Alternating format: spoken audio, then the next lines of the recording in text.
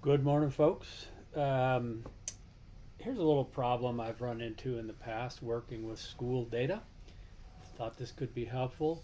So the problem is this: the SIS generates data unless the programmers convert it for us before they send it out into the CSV. But often my grade level is basically set up this way, and the problem with this is when you go to work with this data and sort it, um, it ends up sorting uh, in a way that you don't like. Let me show you how.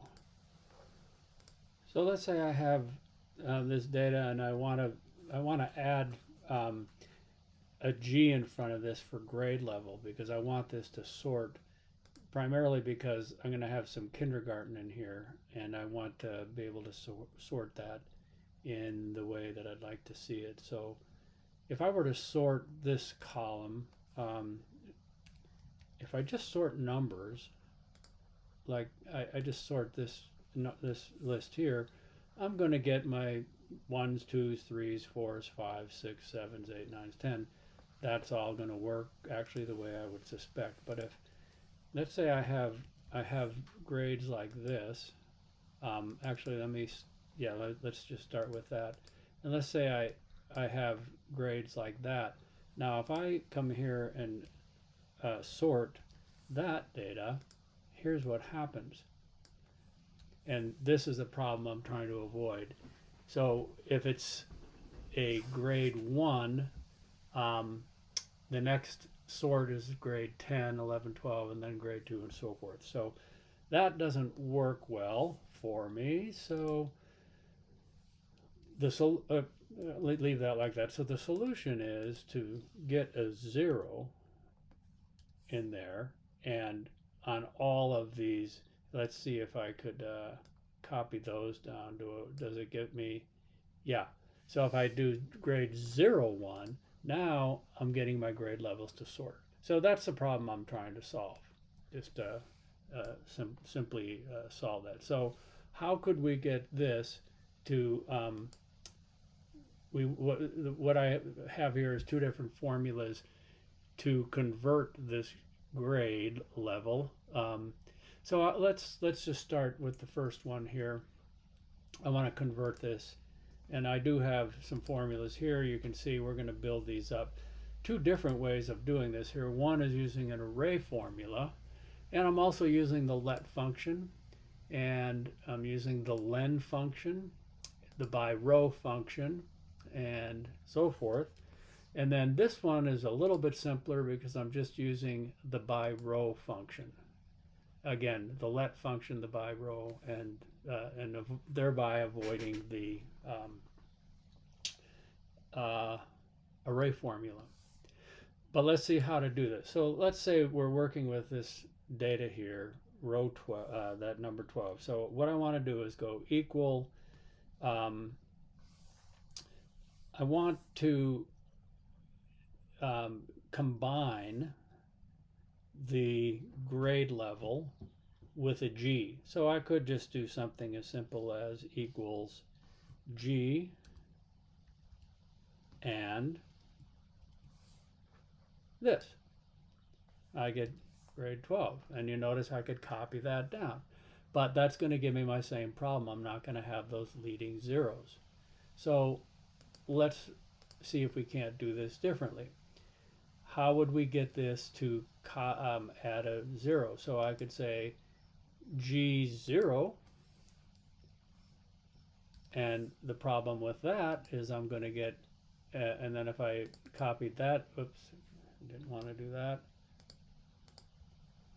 If I double click that, it would copy it down.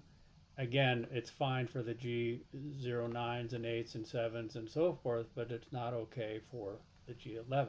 So we're going to have to introduce an if statement in there. Let's go ahead and undo that copy down.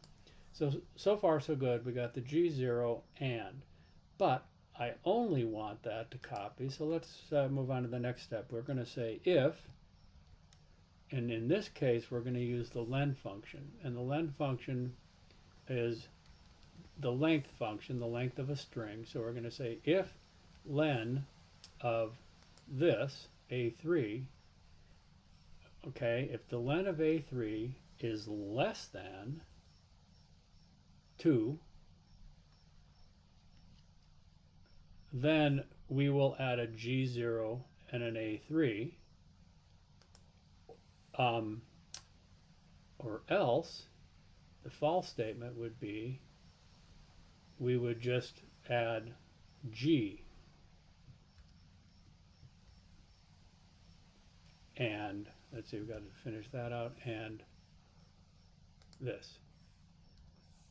Oh, we made an error. What did we do wrong? Okay, so if len A3 is less than 2, I hit the wrong key there.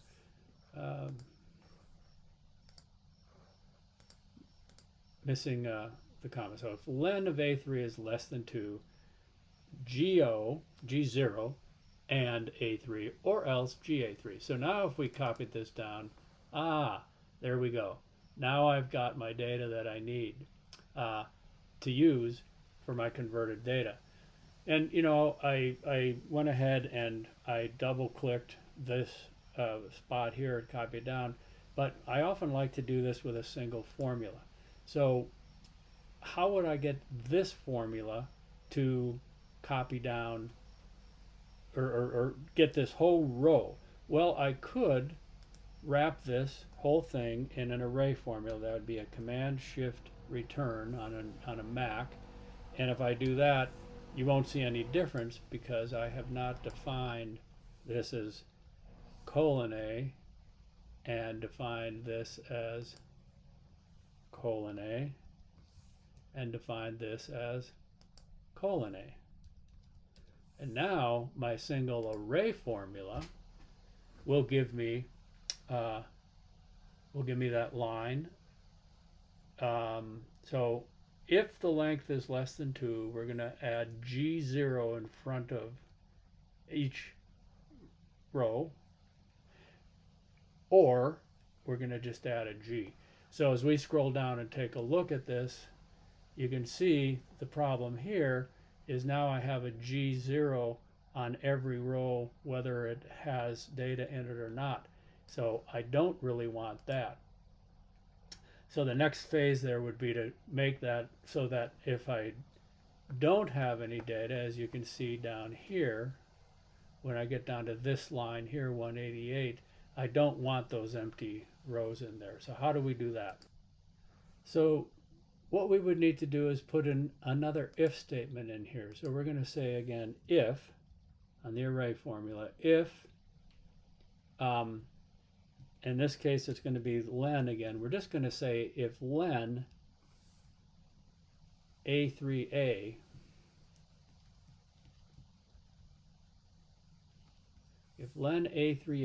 comma, and what that's going to do is it's just going to say that basically says if column A is blank or not blank, you're going to do this first if statement, okay? Or else, I'm going to put in another comma here. This is my value of false. I got to finish that if statement and hit return. Now you won't see any difference here. It's basically the same formula. However, you'll notice here this went away.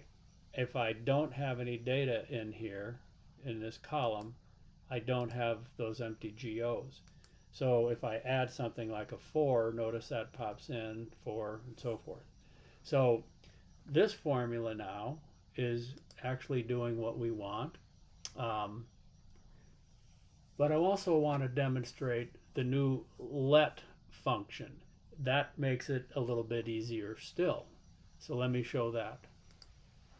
So I like to use the let function. It makes it a little bit easier to work with. So here what I'm going to do is use the new let function. And the new let function, let's see, I missed a parenthesis. So let. And we're going to give it a name. We're going to call it grade. I'll just call it grade. And this is how the let function works. You give you name a variable. I'm going to call it grade, and the expression of grade is going to be A3 colon A. So I'm defining my range one time. And now here is my formula. So now what I would do is just replace A3A with grade. Any place I see A3A, I can replace it with grade. And it makes it a little bit easier to read, at least for me. And I believe I added a let function in there. So now notice we're going to let grade A3A, so grade is equal to this data set. If the length of grade, meaning if grade is true, that it actually has data in it, then we're going to go, this is my true statement. You can see my value of true, which is another if statement. If the length of grade is less than 2, we're going to do G0 and grade, or else we're going to do G and grade. And as you can see, that solves my problem, and I now have a list of grade levels the way I want to see them, including, as I come down here, this GKG. So now if I were to sort this equals sort this data set, we will get my G00, G1, 2, 3, 4, 5, 6. My KG ends up at the end of the list, but at least I am sorting my other grade levels the way I'd like. So that solves it. And then one other simpler one we can take a look at. I'll just demonstrate that here. Again, I'm using the let function, grade A3. And then instead of doing an array formula, I'm doing a BYROW. So BYROW, and again, I've defined grade as being A3. So my BYROW is going to be the grade, the array, and then my lambda. And I'm saying the lambda is just defining the variable in the lambda as r. If the length of r, basically it's the same thing, I'm just removing those variables. And so I think the simplest version of this formula is this, and I'll just add that I've also put in my array literal, that's the open curly bracket. It makes my header row, followed by the semicolon, then my formula, followed at the end by the curly bracket, so I can make my header in this row. And then you can see the way this works now. If I get down here, I don't have any extra rows, but if I were to add in a new grade, I get my G08. So I hope this is helpful. It's I've been finding these new let formulas and the lambda formulas to be really helpful in helping me define these formulas.